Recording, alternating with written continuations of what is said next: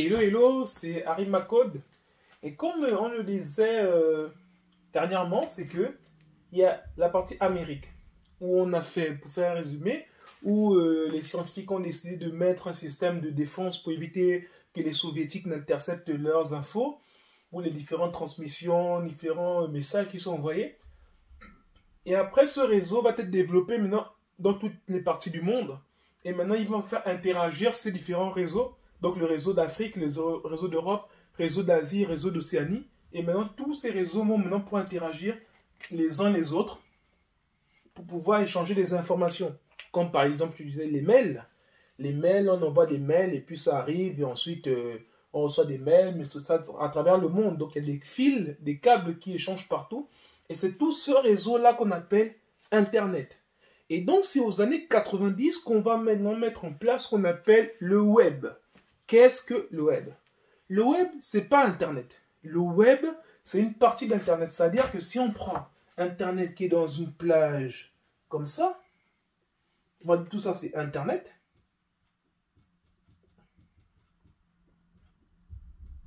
Ça, c'est Internet. Le web, c'est peut-être cette partie-là. Cette partie-là, qu'on appelle le web. Donc, le web, qu'est-ce que c'est?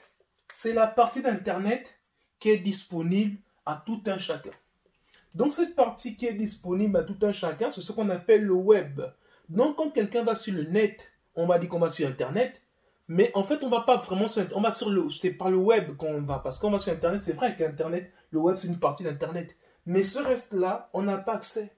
Parce que ce reste-là, ce sont des câbles qui sont dans les profondes. En fait, tous ce sont des câbles, en fait, qui on va dire, qui interagissent entre les différents réseaux, les différents secteurs. Ce sont des câbles qui passent dans les profondeurs de la mer. Donc, ce sont des fils qui traversent le monde entier, des mers qui vont partout. Et ce sont ces câbles-là qui transfèrent nos informations. Et donc, quand on transfère nos informations, en fait, il y a... Ce qu'il faut savoir, c'est que pour traverser nos informations, c'est par un protocole qu'on appelle TCP/IP. TCP/IP. En fait, ce sont des protocoles en fait, qui permettent de pouvoir échanger nos données dans tout le monde entier. Mais quand on échange les données, ok, par mail, toutes ces parties, mais la partie maintenant du web auquel on a accès, ce qui se passe, c'est que par exemple, on est sur 3W. Pardon, je veux dire www.youtube.com. Ok. Ça, c'est dans l'URL, c'est ce que nous tapons. URL, on tape www.youtube.com. Et ensuite, maintenant, qu'est-ce qui va se passer? On va chercher là où la page qu'on tape, là où c'est hébergé pour recevoir les informations.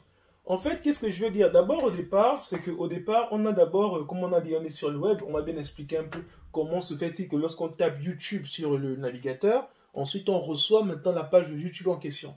Ce qui se passe, c'est que lorsqu'on est dans ce monde-là, il y a plusieurs appareils qui se connectent à travers le monde. Et une fois qu'un appareil se connecte sur Internet, ou bien, on va dire principalement se connecte sur Internet, ce qui va se passer, c'est qu'il y a une adresse IP qui est associée.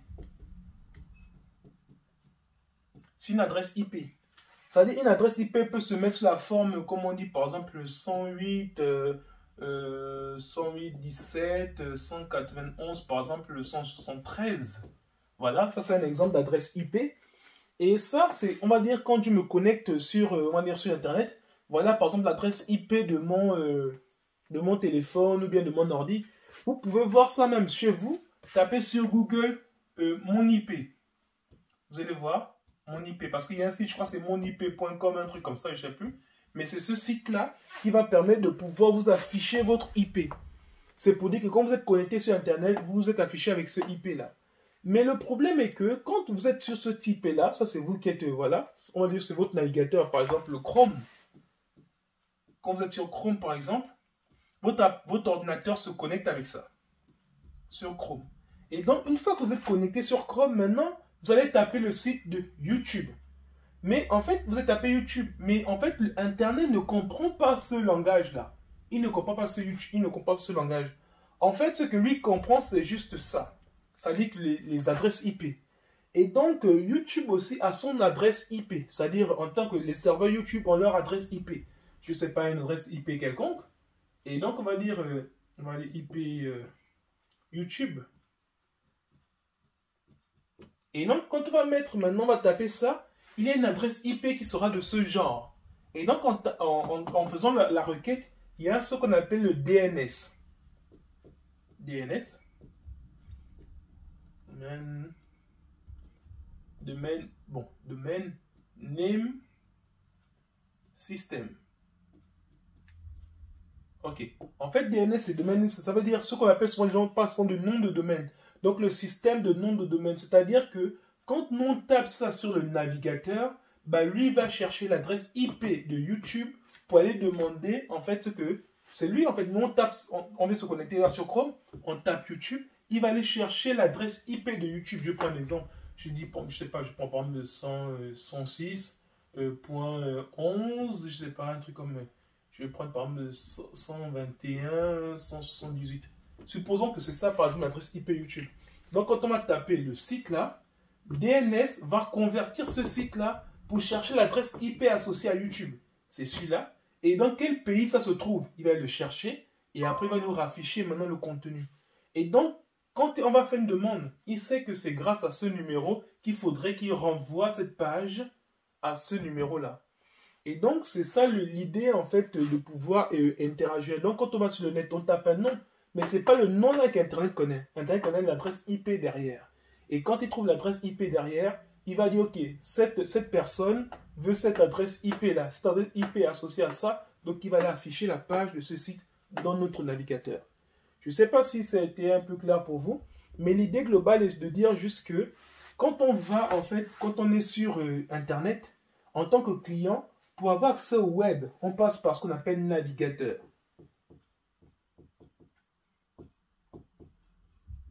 Les navigateurs. Donc, en fait, les navigateurs, comme on voit Chrome, comme on voit FileZilla, Internet Explorer, sont des navigateurs, on va dire, ce sont des protocoles, on va dire pas des protocoles, mais ce sont des sortes de logiciels qui nous permettent d'avoir accès au web.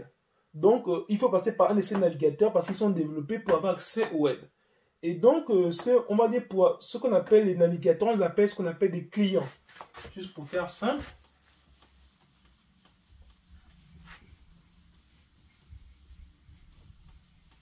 Parce que maintenant, pour aller un peu plus en détail, c'est que quand on voit par exemple YouTube, pour taper YouTube, c'est sur un navigateur, on va dire par exemple Chrome par exemple.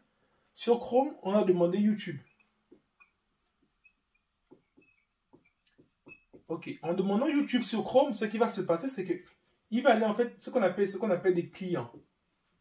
En informatique, un client, c'est celui qui va faire la demande vers un serveur.